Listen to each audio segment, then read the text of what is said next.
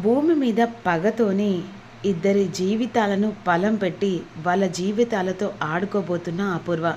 అసలు ఈ పెళ్లి జరుగుతుందా లేదా అనేదే ఈ రివ్యూలో తెలుసుకుందాం. సీరియల్కి వెళ్తే అమ్మవారి దగ్గరున్న తాలిబొట్టు అంటే శివుడు పార్వతి మెడలో కట్టబోతున్న ఆ తాలిబొట్టును దొంగలించి ఇప్పుడు ఏకంగా శివను బిందు ఇద్దరు ఆ తాలిబొట్టుతో పెళ్లి చేసుకోబోతున్నారు. శివ బిందు మెడలో తాలి కట్టడానికి అనేసరికి కాస్త వెనక ముందు ఆడుతూ ఉంటాడు. ఎందుకంటే అమ్మవారి తాలిబొట్టు కదా, అమ్మవారి దగ్గర పాదాల దగ్గర పెట్టి ఆ తర్వాత బిందు మెడలో తాలి కడతానని చెప్పేసి శివ అంటాడు. ఇక మరోవైపు ఇక్కడ ప్రోగ్రాం జరుగుతూ ఉంటుంది కదా, అన్ఎక్స్పెక్టెడ్గా చెర్రీ ఇటువైపు చూసరికి అటు అపూర్వ నక్షత్ర కనిపించదు. వీళ్ళు మళ్ళీ ఎవరి కుంభం ముంచబోతున్నారు, ఇద్దరు కనిపించట్లేదని చెప్పేసి వెంటనే చెర్రీ ఆ ప్రోగ్రాం మధ్యలో ఉంచలి లేసొస్తాడు. ఇక్కడ బిందు వెళ్ళి పీటల మీద కూర్చుంటుంది. అమ్మవారి దగ్గర తాలిబొట్టు పెట్టి నక్షత్ర పూజ చేసుకొని తిరిగి వస్తూ ఉంటుంది. వెంటనే వస్తుండగా అది సమయానికి చెర్రీ కూడా వీళ్ళ కోసం అటు ఇటు చూస్తుండగా అపూర్వ అన్ఎక్స్పెక్టెడ్గా చెర్రీని చూస్తుంది. వీడేంటి ఇలా వస్తున్నాడు, వీని కంట పడితే ఇక వెంటనే నేను వేసిన ప్లాను మళ్ళీ నాకే రివర్స్ కొడుతుంది రాశివ అని చెప్పేసి శివ చేపట్టుకొని అపూర్వ అటు వైపు వెళ్తుంది. ఏంటండి ఎవరు చూశారు? ఎవరో కాదు, ఎవరు చూసా నేనెందుకు, ఆ చెర్రిగాడు చూశాడు. వాడు నిజాన్ని తెలుసుకుంటే ఈ పెళ్ళి ఇక్కడే ఆగిపోతుంది. ఇక వాళ్ళ కంట పడముందుకే త్వరగా నువ్వు బిందు మెడలో 3 ముళ్ళు వేయి, ఎవరు చూసినా కూడా ప్రాబ్లం ఏం రాదన్న తర్వాత శరణ్ చెప్పేసి వెంటనే నక్షత్ర అమ్మవారి దగ్గర పెట్టి ఆ 3 ముళ్ళ బంధంతో ఒకటి కావాలని చెప్పేసి తాలిబొట్టు పట్టుకొని వచ్చేస్తుంది. అలా వచ్చేసరికి అదే సమయానికి నక్షత్ర మమ్మీ వాళ్ళు ఇక్కడే ఉంటున్నారు కదా, ఎక్కడికి వెళ్ళారని అటు ఇటు చూస్తుండగా ఏంటి ఇది ఇక్కడేంటి అలా ఇటు చూస్తుంది. నక్షు ఏంటి ఎక్కడ నిలబడ్డావు, వీడేంటి ఇప్పుడు వచ్చాడు?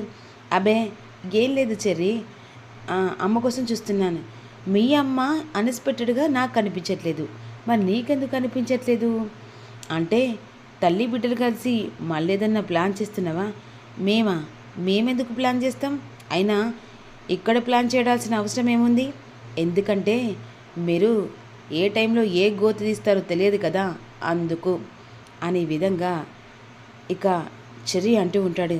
అరే ఎక్కువ తక్కువ మాట్లాడామనుకో మర్యాద దక్కదురా, ఇదే తగ్గించు, ఏదన్నా వెధవేషాలు వేసి ఏదైనా చేశారనుకో ఈసారి మాత్రం ఆడ శివావతారం ఎత్తిన గగన్ అదే మా అన్నయ్య మీ ఇద్దరిని ఆ శూలంతో తల ఒక మొండాన్ని తన కాళ్ళకి తీసుకొని తొక్కేస్తాడు. ఏంట్రా బెదిరిస్తున్నావా? బెదిరింపు కాదు, వార్నింగ్ ఇస్తున్నాను. ఏదైనా ఈ గుళ్ళో పిచ్చి పిచ్చి వేషాలు వేసి పగతో పంతంతో ఏదో ఒకటి చేయాలని మీ మనసులో ఉద్దేశించినట్టు పెట్టనుకో ఆ శివ ఆ పార్వతి ఇద్దరు ఒకటైతే అప్పుడు మీ తల్లి కూతులు భస్మమైపోతారు, జాగ్రత్త అని వార్నింగ్ ఇచ్చి చెర్రీ వెళ్ళిపోతాడు. వీడోడు అని చెప్పేసి ఏంటి మమ్మీ ఇక్కడున్నారు, ఇందాక నుంచి వాంటోని ఏంటి మాటలు, వాడేదో సోది కానీ పద ముహూర్తానికి టైం అవుతుంది అని వెంటనే ఇక శివను తీసుకెళ్ళి పీటల మీద కూర్చోబెడుతుంది.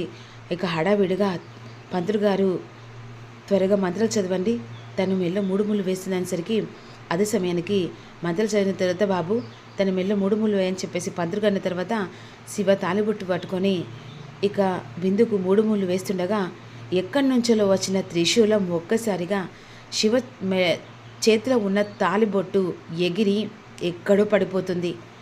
ఇక వాళ్ళ ఇద్దరి ముంగట త్రిశూలం ఉంటుంది. ఒక్కసారిగా అపూర్వ ఇక నక్షత్ర షాక్ అయిపోతారు.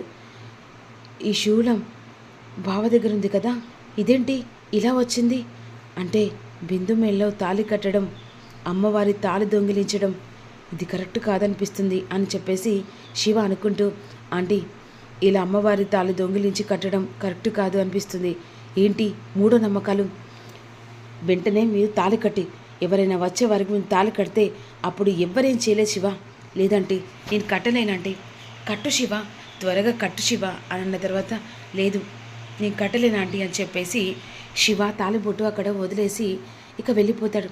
శివ అని చెప్పేసి బిందు అంటుంది. అవునత్తయ్య, శివ చెప్పింది కరెక్టే, ఎందుకంటే అమ్మవారి తాలిబొట్టు కదా, అపశకనంతో ఏకంగా ఆ శివుని ఆజ్ఞ లేకుండా అమ్మవారి తాళిబొట్టు దొంగలించి శివ నా మెల్లో కట్టాలని చెప్పేసి అనుకుంటున్నాడు. కానీ ఆ శివుడు కూడా మా పెళ్ళికి అంగీకరించలేదు. ఎప్పుడైనా చూసి ఎప్పుడంటే ఎర్రిపప్పదన ఆల్రెడీ అక్కడ పెళ్లి కార్యక్రమం పెళ్లి తంతు జరుగుతుంది అని విధంగా సరికి శివ అక్కడి నుంచి ఇక వెళ్ళిపోతాడు. ఈలోపు వెంటనే కోపంతో అక్కడ నాటకం ముగిసిపోతుంది. ఎందుకంటే తన భార్య సతి చనిపోయినట్టుగా శివుడు మూడో కన్ను తెరిచి ఆ శూలాన్ని కోపంగా విసిరి కొడతాడు కదా, అది ఇక్కడ వెంటనే భూమి జీవితానికి ఆఖరి మెట్టు ఎక్కేలా చేస్తుంది. అందుకే మేలించి కీడించమన్నారు కదా పెద్దోళ్ళు. ఏదైనా మనం మేలిస్తే దేవుడు మన రూపంలో ఏదో ఒకది దారి చూపిస్తూనే ఉంటాడు కదా, ఆ రూపంలో దారి ఇక భూమి జీవితానికి ఏ హాని కాకుండా చూసుకున్నట్టే లెక్క. అలా జరిగిపోతుంది. శివ అక్కడి నుంచి వస్తాడు.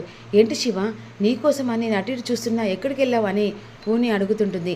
అబే ఎక్కడికి వెళ్ళలేదని చెప్పేసి వెంటనే ఇక్కడ అంతా అయిపోయిన తర్వాత ఇంటికి వెళ్తారు. తెల్లారితే ఇక ఫంక్షన్, మెహందీ ఫంక్షన్. అలా మెహందీ ఫంక్షన్లో శివ, పూర్ణి, భూమి, గగన్ అందరూ సంతోషంతో మెహందీ ఫంక్షన్ ఏర్పాట్లు చేస్తూ ఉంటారు. అదే సమయానికి శారద కేపీకి ఫోన్ చేస్తుంది. కేపీకి ఫోన్ చేసి, ఏమండి ఇవాళ ఫంక్షన్ ఉంది, మీరు వస్తారు కదా? వద్దు, వస్తే మళ్ళీ గగన్ గాడు ఏదో ఒక గొడవ చేస్తూ ఉంటాడు. ఈ ఇంట్లో సంతోషం మాత్రమే ఉండాలి, నా వల్ల బాధ ఉండకూడదు శారద. అది కాదండి, పిల్లలందరూ సరదాగా ఉన్నారు, మీరు కూడా వస్తే బాగుంటుంది కదా. నీకంటే ఎక్కువ నా మనసు అక్కడే ఉంది. వాడు మళ్ళీ వస్తే వాడు బాధపడతాడు, ఆ బాధ మళ్ళీ ఏదో కోపంగా మారుతుంది, వద్దులే అని ఈ విధంగా కేపీ కాల్ కట్ చేస్తాడు. ఇక మరోవైపు బిందు అక్కడ పెళ్ళి ఆగిపోవడం చాలా ఏడుస్తూ ఉంటుంది. శివను తలుచుకుంటూ తన చేతి మీద శివ ఐ లవ్ యూ అని చెప్పేసి బిందు అని పెడుతూ ఉంటుంది. అలా అన్ఎక్స్పెక్టెడ్గా మీరా బిందుకు పాల గ్లాస్ పట్టుకొని బిందు దగ్గరికి వస్తూ ఉంటుంది. ఇక్కడ హెల్దీ ఫంక్షన్లో వెంటనే భూమి, గగన్, పూర్ణి, శివ అందరూ కలిసి అలా హెల్దీ ఫంక్షన్ హ్యాపీగా జరుపుకుంటూ ఉంటారు. బావా నువ్వు నా మీద వాటర్ పోయకూడదు బావా, ప్లీజ్ బావా. ఏంటి పోయకూడదా? ఇది ఫంక్షన్ అమ్మా, నువ్వు వద్దు గిద్దు అంటే అస్సలు ఊరుకోనని చెప్పేసి వెంటనే గగన్ భూమి మీద వాటర్ కొడుతుండగా అక్కడ శివ మీద ఇక పూర్ణి వాటర్ కొడుతూ ఉంటుంది. అలా ఒకరికొకరు సంతోషంతో మెహందీ ఫంక్షన్ అలా సజీవంగా జరిగిపోతుండగా శివ బాధపడుతూ ఉంటాడు. ఇలా భూమి, గగన్ హ్యాపీగా ఇక వాళ్ళు అక్కడ వాటర్తో సంతోషంగా సెలబ్రేషన్ చేసుకుంటుండగా శివ పైకొచ్చి బిందు గురించి ఆలోచించి బాధపడుతూ ఉంటాడు.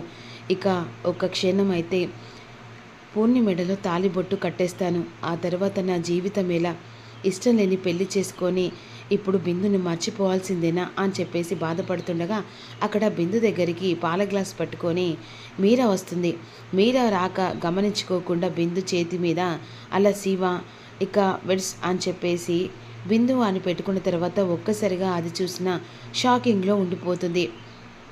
ఏం చేస్తున్నావు శివ, బిందా అంటే ఆ శివ అనేసరికి ఉలిక్కిపడి బిందు లేచి నిలబడుతుంది. భూమి తమ్ముడు శివ కదా, అసలు శివన్ నువ్వు ప్రేమిస్తున్నానా అనే ఈ విధంగా బిందును నిలదీస్తూ ఉంటుంది.